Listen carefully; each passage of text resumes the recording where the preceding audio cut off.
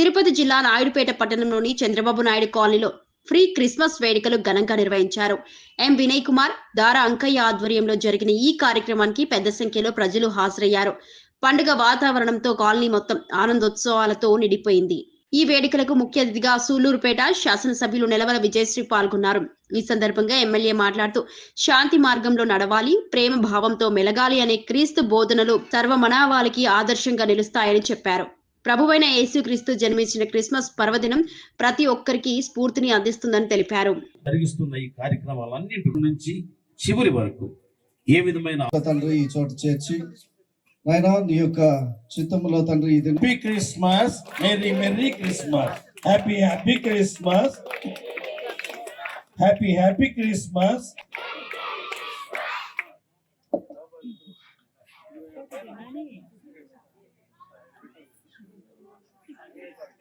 అందరికీను కలగబోవు మహా సంతోషకరమైన సువార్తనము నేను మీకు తెలియజేయనున్నాను.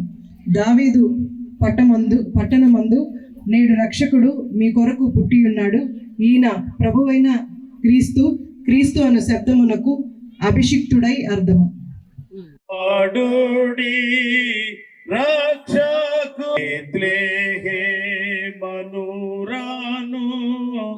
జీవితాంతం వరకు కూడా విచేసిన ప్రతి ఒక్కరికి కూడా దేవుని యొక్క కృప, ఆయన యొక్క ఆశీర్వాదాలు మరి వాళ్ళకందరికి మంచిగా మరి కుమరించాలనేసి మరి ఈ కార్యక్రమాన్ని ఓకే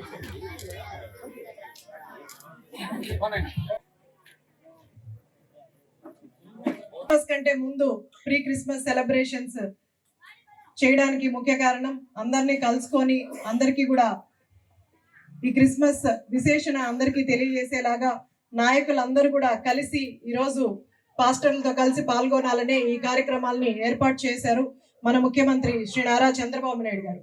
పెద్దలందరూ కూడా చెప్పినట్టు మన భారతదేశంలో కుల మతాలకి అతీతంగా అందరూ కూడా అన్నదమ్ముల్లాగా కలిసి ఏ కష్టం వచ్చినా సంతోషం వచ్చినా కూడా అందరూ కలిసి ఎప్పుడు కూడా ఉంటారు. అలాంటి భారతదేశంలో పుట్టినందుకు నేను చాలా గర్వపడుతుంటాను. అలాగే మీ అందరికీ తెలుసులన్నీ కూడా ఈరోజు కూటమి ప్రభుత్వం తీరుస్తుంది. అలాగే మనకు క్రైస్తవులకు పుణ్యక్షేత్రమైన జెరూసలేం కూడా ఆ యాత్రకు పోవడానికి మన కూటమి ప్రభుత్వం కూడా కొంతవరకు వాళ్ళకి యాత్రకి సంబంధించిన వేతనం కూడా వాళ్ళకి ఇస్తుందని తెలియజేసింది.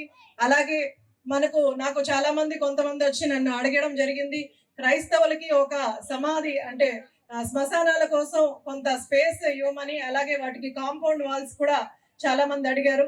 వాటి ముఖ్యంగా మన నియోజకవర్గంలో కొంతవరకు నేను ప్రపోజల్స్ పెట్టాను. ఇంకా కూడా ఎవరికైనా ఇలాంటివి ఏమైనా సమస్యలు ఉంటే కూడా తీసుకొస్తే నా దగ్గరికి తప్పకుండా వాటన్నిటి కూడా సాల్వ్ చేస్తాను. ఇలాగా మన కూటమి ప్రభుత్వం ప్రతి కులమత భేదాలు లేకుండా ప్రతి ఒక్కరిని పైకి తీసుకురావాలనే ఉద్దేశంతోనే కూటమి ప్రభుత్వం పనిచేస్తుంది. అలాగే నేను కూడా గెలిచిన దగ్గర నుంచి కూడా ఏదో ఒకటి సూళ్లూరుపేట నియోజకవర్గానికి అభివృద్ధి చేయడానికి ప్రయత్నం కూడా చేస్తున్నాను. ఇప్పటికీ 1.5 సంవత్సరంలో మనం చాలా వరకు పనులు చేసుకుంటూ వచ్చాం. ఇంకా మీకు కూడా ఎలాంటి సమస్యలు ఉన్నా సరే నేను మీ చెల్లెల్లాగా మీకు ముందుండి మీకు ఖచ్చితంగా పనులు చేసి పెడతానని తెలియజేస్తున్నాను. అలాగే నియోజకవర్గ అభివృద్ధి కోసం ఇంకా 3.5 సంవత్సరం మీ అందరి కోసం కష్టపడి పనిచేస్తానని సభాముఖంగా తెలియజేస్తూ ఇక్కడ అందరికీ కూడా క్రిస్మస్ సెలబ్రేషన్స్, క్రిస్మస్ శుభాకాంక్షలు తెలియజేస్తున్నాను. ఈ రోజు ఈ కార్యక్రమం ఇంతమంది